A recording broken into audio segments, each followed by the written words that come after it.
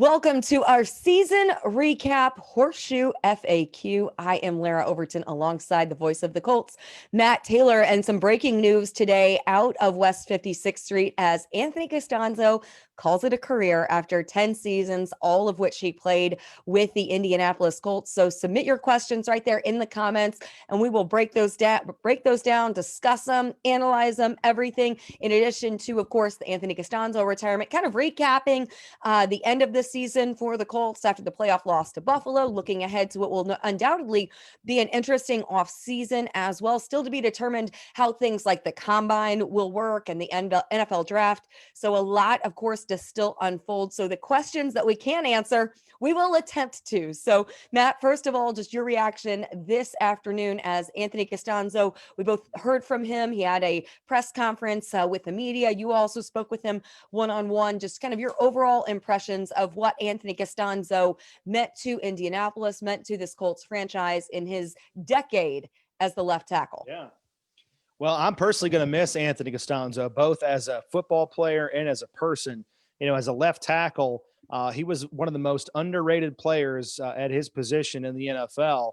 The fact, Larry, that he was never named to the Pro Bowl or second team All-Pro or first team All-Pro is just a shame, because I think he played to that level several times in his career. But once he got, we talked about this earlier today, once he got going in the middle of his career around 2014-15 and cemented himself as one of the best players at left tackle in the NFL, we kind of joked internally, we called this guy like the Rock of Gibraltar, because he was just so solid out there and you never really had to worry about him. You didn't have to chip his way or, focus on the left side, because Anthony was out there, and that just gave you a lot of, self-assurance that he was going to get the job done. So I'll miss that, obviously, because of the production. Always answered the bell. He played through a ton of injuries. He fought through a lot of just nagging stuff that we quite frankly will never know about, because that's the kind of guy Anthony Castonzo was. He played through a lot of stuff and a lot of injuries, and never, brought it up to the media or made excuses for anything like that. So we'll miss that, but we'll miss him just because he was a great teammate, was a great locker room guy. He was always selfishly a guy you went to get a great soundbite or a great quote, to kind of put things into perspective, good or bad. I mean, think about it. He was drafted in 2011. That was the whole, Peyton Manning neck deal. Then 2011 with Andrew Luck, and then a lot of ups and downs between all that with Deflategate and missing the playoffs, and some head coaches coming and going. The new GMs. I mean, he had 7 different position coaches, Larra, in 10 years. Like, that's a ton of turnover for one position group. So he fought through that kind of mentally, and fighting through all the technique stuff that was, coached at him and thrown his way. So he is probably one of the all-time, great Colts that I've experienced, because of just who he was as a player, and more importantly, how he handled himself as a human being and a teammate. And one thing that is for sure is that his impacts will continue to be felt for a long time, even after his retirement, because of the influence that he has had on the development of guys like Ryan Kelly and Quentin Nelson, who are, Yep. pillars of this offensive line, and will continue to anchor it down as AC moves on. It'll be so interesting to see what he does. He's always been a guy who has so many different interests. He's incredibly intelligent and has all of these different things that he's invested in the off season, things that he's passionate about doing. And one of the things that we learned today is that he wouldn't eliminate the chance of at some point maybe working in kind of a scouting front office role. He said that that's Yeah. one of the things he really loves is, the film breakdown. And I can't think of anyone who's better suited for that in terms of how embedded he is in that film study, how seriously he takes it, how cerebral and analytical he is with the way that his mind works. So looking at a couple of questions that we're getting here now, Mook asks, where do we go from Phillip Rivers? And I think if we had that answer, we wouldn't be sitting here talking. We'd be in a much different room somewhere else breaking all this down, right, Matt? Yeah, like we said, I mean, we're about, 2 or 3 days into the off season, and it's already incredibly juicy here with the storylines with Phillip Rivers and his contract up, T.Y. Hilton, his contract up. The list is really big as far as unrestricted free agents for this team. Plus now Anthony Castonzo leaves a major void at left tackle. Going into the draft and free agency, it was kind of complicated to begin with. And now Anthony Castonzo retiring throws a big wrench into it because, a lot of the talk or some of the talk this offseason already has been, is this the offseason where the Colts can afford to kind of go for it and getting their next franchise quarterback, their next young gun at the quarterback position. And, you obviously have to have a bad football team and a bad record to be in a position to draft guys like that in the top 5 or the top 10. The Colts are not a bad football team. They're a good football team. They're going to be picking 21st overall in the draft. So how do they get in a position to acquire an elite level talent at quarterback to be the long-term answer? Phillip Rivers played very, very well last year. He's going to be 40 years old this time next offseason, Larra. And the last 8 games of the season, he played incredibly well, 16 touchdowns, only 4 picks. But the question is he the guy to kind of can he take you to that next level? Can he win a playoff game? Can he take you to the AFC Championship game and the Super Bowl? We're going to have to find that answer out from Chris Ballard and Frank Reich in the next couple of months heading into free agency. But I think some of the flexibility that the Colts may have had to go all in and go from 21st to a top 5 draft pick to get a quarterback, some of that might not be there now with Anthony Castonzo retiring, because you need left tackle, and quarterback and left tackle are probably the 2 most important positions on any football team.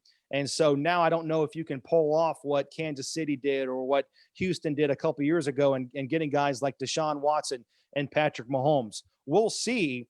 But I think you might have to spend some of that draft capital now this year, either in the first round or the second round, to make sure you have a really good option at left tackle. And maybe, listen, we don't know how this is all going to play out, but I just have a hunch that the Colts probably are not going to be inclined to have a new starting left tackle and a rookie inexperienced quarterback or a guy like Jacob Eason, when you have a roster around those guys that is ready right here and right now. The Colts are in a win now mode here and now. The roster is set. Most of your impactful players are under rookie contracts, so under financial control. I don't think the Colts want to go through the ups and downs of a left tackle and a new quarterback at the same time when you're potentially might be wasting, and that's probably a little bit too harsh of a word, but you don't want to have that coincide with the prime years of guys like DeForest Buckner and Darius Leonard and Jonathan Taylor and so on and so forth, when you have so many guys on this roster that are here and ready to kind of take off and win now in 2021. Hey, no one better qualified, better suited to work off season and draft magic than Chris Ballard and company, as we have seen him do so many times. So notably, want to talk about a few of those free agents. Certainly, we know Phillip Rivers, Jacoby Brissett as well. So both of your quarterbacks there among those free agent conversations. T.Y. Hilton, Justin Houston, Danico Autry, Xavier Rhodes, Malik Hooker, which is an interesting conversation, Marlon Mack, a number of those guys who we will be following over the coming weeks to see what their futures are in terms of whether that's here in Indianapolis, elsewhere within the NFL. So a few of those notable guys, certainly very high profile guys who you will look to see where their futures are. Anthony Walker Jr., certainly someone who I have to mention as well. We heard from him on Sunday when the Colts did their exit interviews, and looking at a few of the questions coming in, you touched on this, and this might be something that you can use a bit of those analytics to see how you might address all of these different things. But Ricky asks, who should we draft with our 21st pick? I think addressing left tackle is important, certainly, but wide receiver and cornerback we can also use. So you mentioned, of course, left tackle is going to be that big priority. How do you then address wide receiver, cornerback? Is that something that you think Xavier Rhodes should be one of those free agents who has a likely probability to return, and that might be how you reinforce a bit of your cornerback concern? Well, as far as left tackle goes, we know, Larra, that the great tackles in the NFL, they don't hit free agency. They're kind of like pass rushers and quarterbacks, right? They get locked up and they never hit the open market. And that's why I think that if you want to get an elite guy, a cornerstone guy up front on your offensive line, you can do it other ways, but the most common way is in the first round of the draft. They don't slip beyond the first 32 picks. That's because of how valuable they are and how much of a priority all 32 teams place on left tackle and pass rushers. So that kind of goes into it. As far as wide receiver, you've addressed that need in the second round each of the last two drafts with Paris Campbell and Michael Pittman. So that to me is not nearly as high. Now it might get higher if T.Y. Hilton doesn't decide to come back, or if the Colts don't bring him back in free agency, however you want to term that.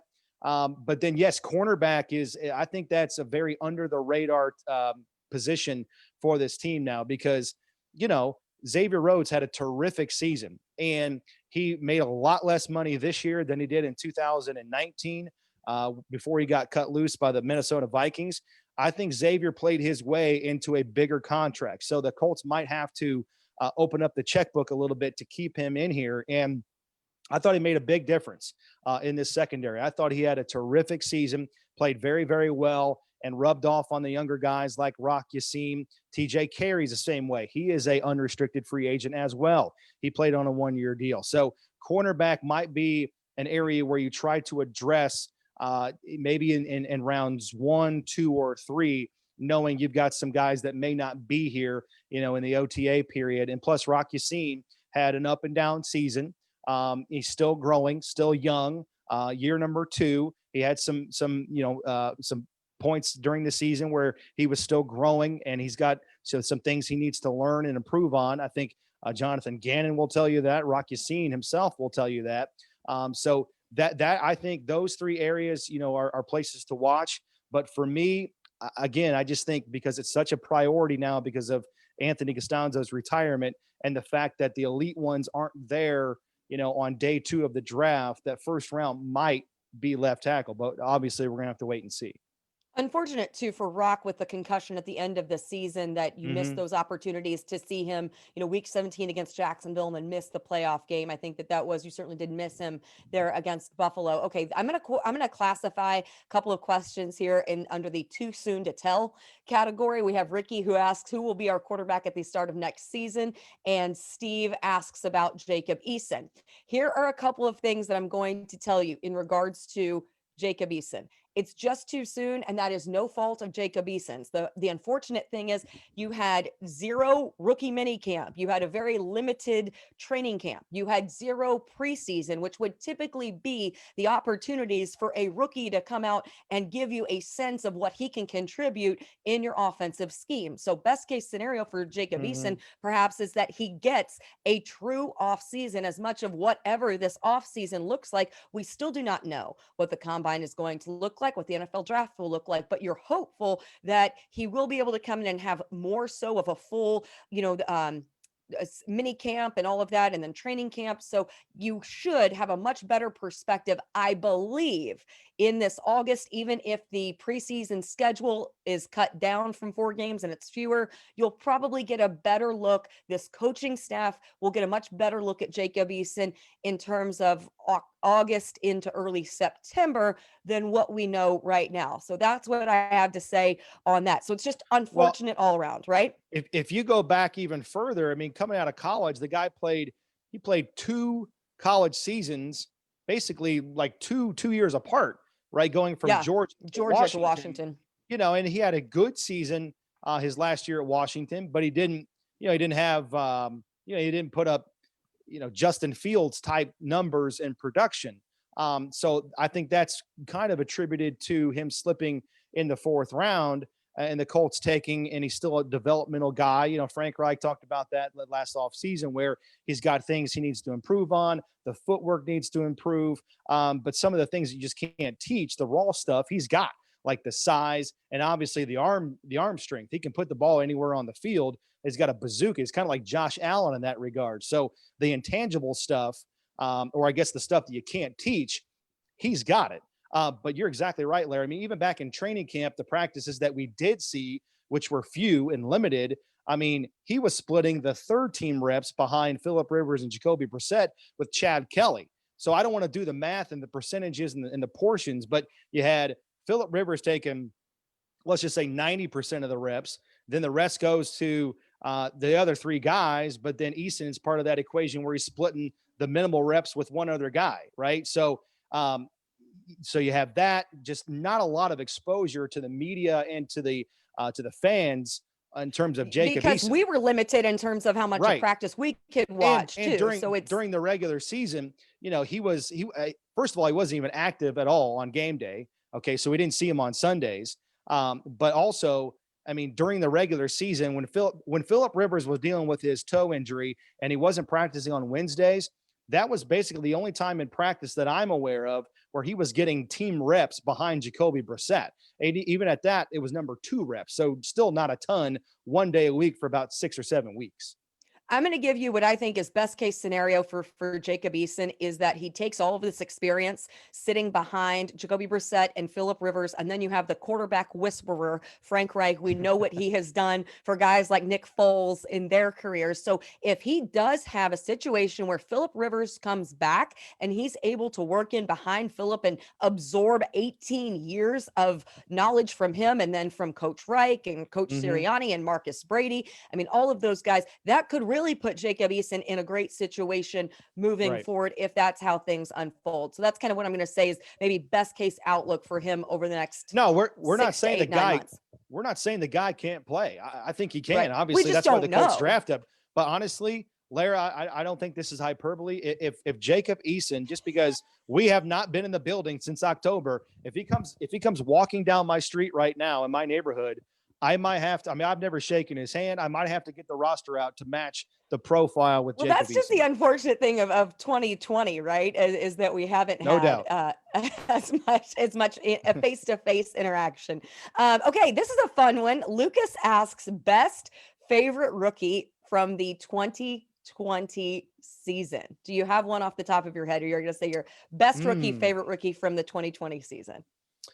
Let me reword that and say most impactful rookie, right? So I think most impactful rookie has to go to Jonathan Taylor. And this kind of coincides with the bigger picture of the unrestricted free agents and Marlon Mack, and just such a shame for him coming off a 1,000-yard season in 2019. And then, having that Achilles injury right out of the gate in week 1 in Jacksonville, heading into a contract year, and then seeing, a teammate, a guy that you helped groom in the offseason mentally, and Jonathan Taylor just completely explode in the last 6 or 7 weeks. So it's kind of that catch-22 where you feel so good for Jonathan Taylor and where this running game is with him getting a bulk of the carries now going forward in all probability, but also feeling bad for kind of the circumstance that Marlon Mack was put in.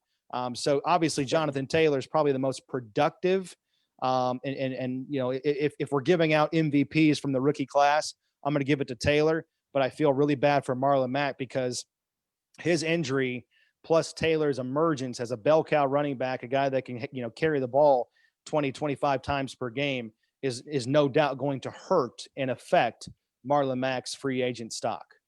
One of the comments that I'll make in terms of one of the rookies, or the rookie who I was, most impressed with, of course, Jonathan Taylor going to go up there. I'm going to put Julian Blackmon in the conversation as well because of the expectation of coming off of the ACL injury that he had at the end of his college career. The Colts were able to get him in the draft, and then he comes in, and you think he's probably a guy who's going to be working his way in like late October, coming back from that injury. But the injury to Malik Hooker happens, and he's thrust into that role, and he had some bright flashes on the very biggest of moments, the grandest stages. He rose to the occasion and excelled beyond that. So in terms of the rookies, I am so excited to watch and see them develop. And those who really, I think, exceeded expectations, not because of a talent perspective, not at all, but just purely based on you didn't know if he was going to be 100% healthy or where he was going to be, how much he was going to be able to practice coming in. So I think Julian Blackmon to me is one of those who you put up there in the conversation, as well. But I mean,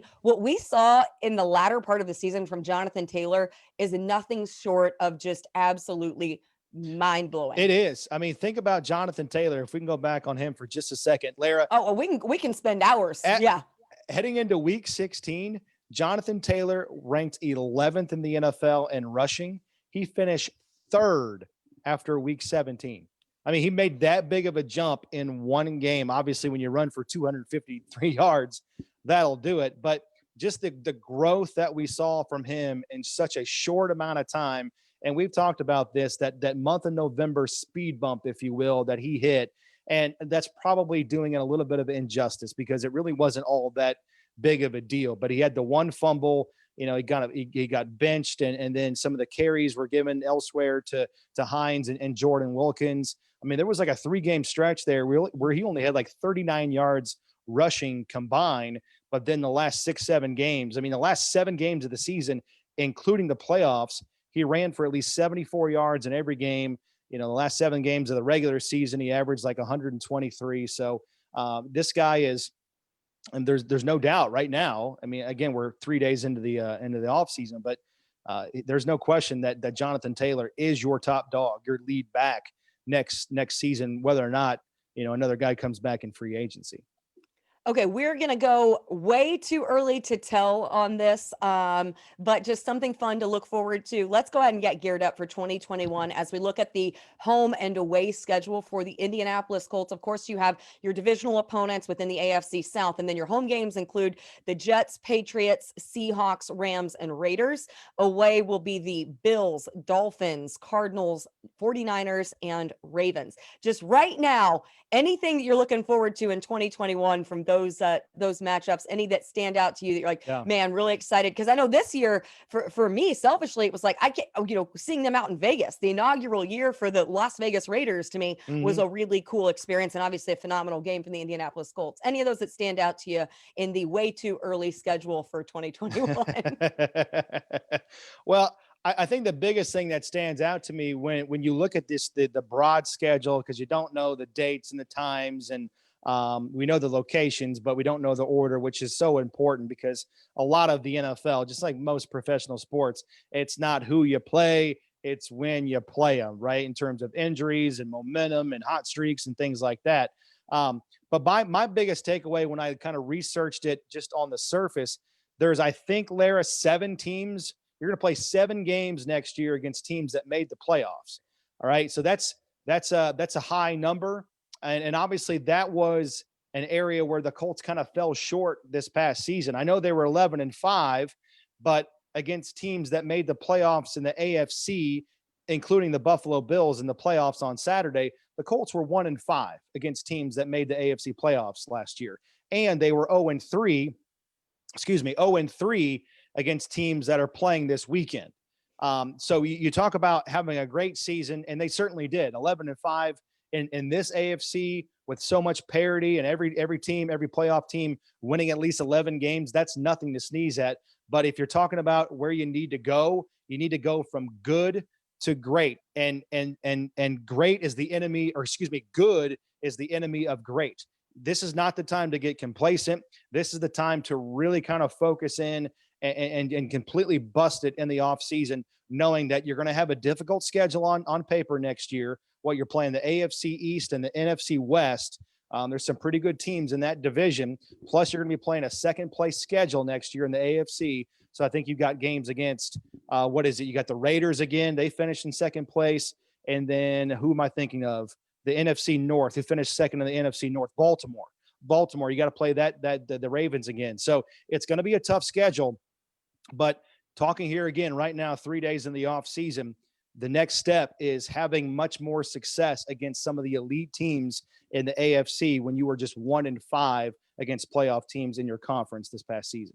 And maybe we'll even get to see a home game in primetime. Maybe. Hey, wouldn't that be something? Holy my. What do we got to do?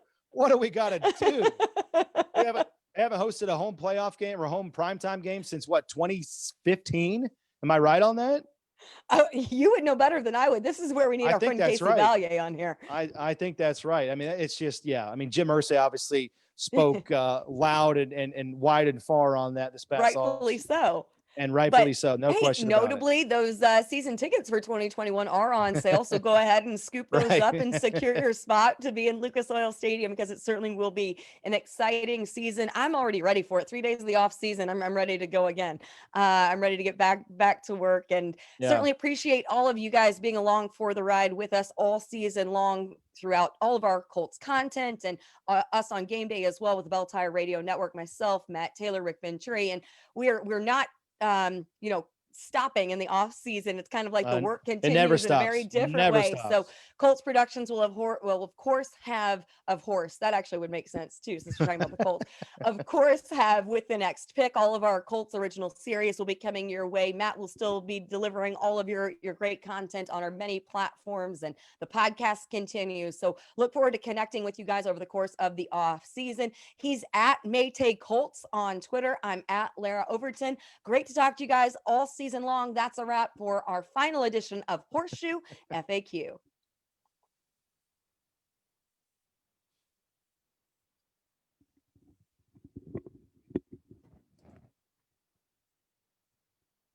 All right.